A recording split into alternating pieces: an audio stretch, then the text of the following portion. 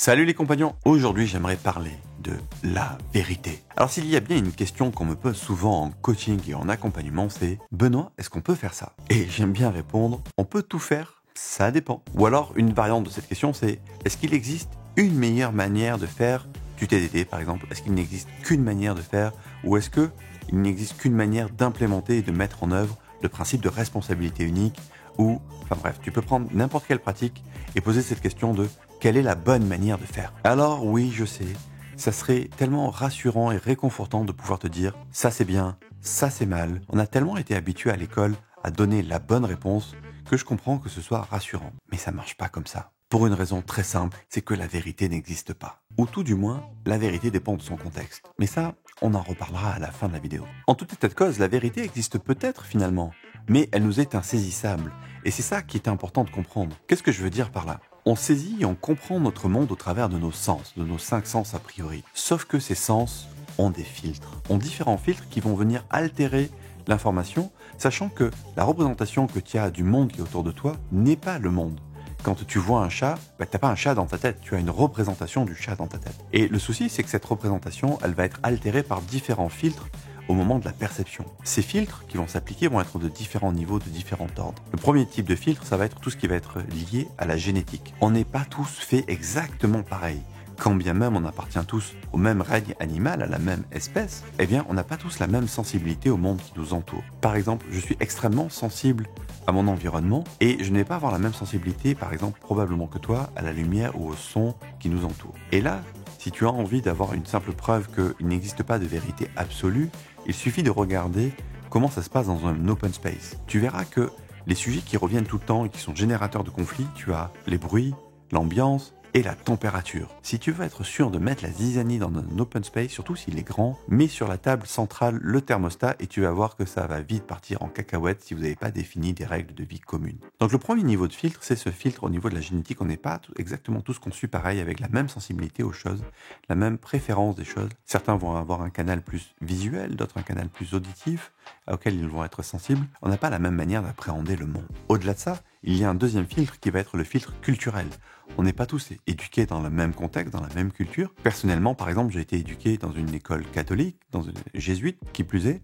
Donc, j'ai pas tout à fait la même relation à la culpabilité et à la relation à la faute que la plupart des gens. Et il m'a fallu pas mal travailler sur ça pour ne pas me sentir coupable à chaque fois que je faisais une connerie dans mon code et j'en faisais un paquet avant de faire du TDD. Donc, tu vois, le filtre culturel va fortement influencer ta manière d'appréhender le monde.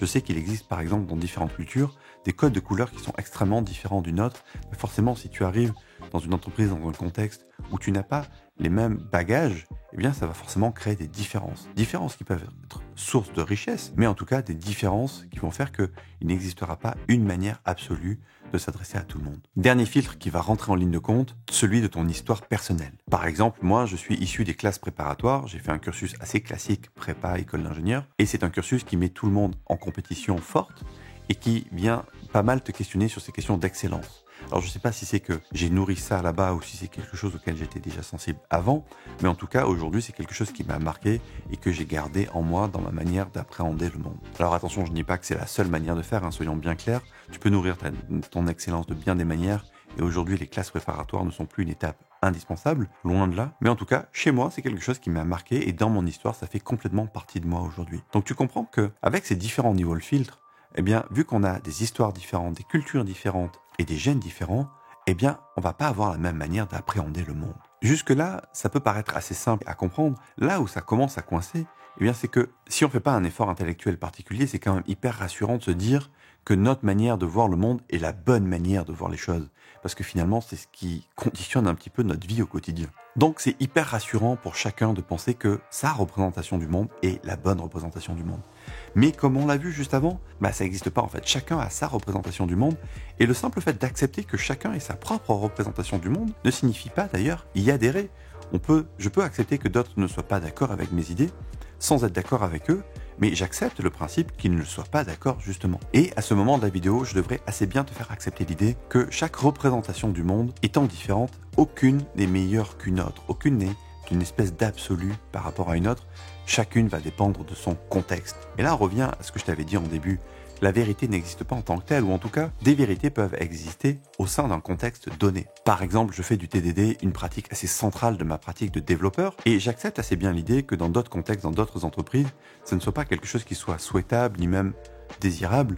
Eh bien, je sais que ce sont des entreprises dans lesquelles je ne vais pas vraiment pouvoir m'épanouir ou travailler. De la même manière, certaines équipes vont avoir une approche extrêmement dogmatique de la manière de faire certaines choses, d'écrire du code. Et après tout, pourquoi pas? Si j'y adhère, je comprends que dans cette équipe-là, c'est comme ça qu'on fait les choses. Et pour moi, c'est ok, ça fait partie de la culture d'entreprise, de la culture d'équipe. Mais par contre, on ne peut pas dire que cette manière de faire est un absolu, parce qu'il suffit de mettre cette équipe dans un autre contexte, dans une autre entreprise, et il est assez peu probable que ça marche tel quel. Donc, ce que j'ai envie de t'inciter à faire, eh bien, c'est tout simplement de chercher et trouver ta vérité. Tu noteras d'ailleurs que ta vérité d'aujourd'hui ne sera peut-être pas et probablement pas ta vérité de dans quelques années. Et tu pourras regarder peut-être avec une certaine amitié, une certaine nostalgie, cet ancien toi qui pensait ces choses que tu penses maintenant obsolètes. D'ailleurs, regarde, il suffit que tu réfléchisses à ce que tu prenais pour vrai il y a quelques années, et probablement qu'il y a des choses qui ont déjà bougé. Ce que je te dis là est vrai de manière générale dans ta vie, mais est particulièrement vrai dans ta manière d'écrire du code.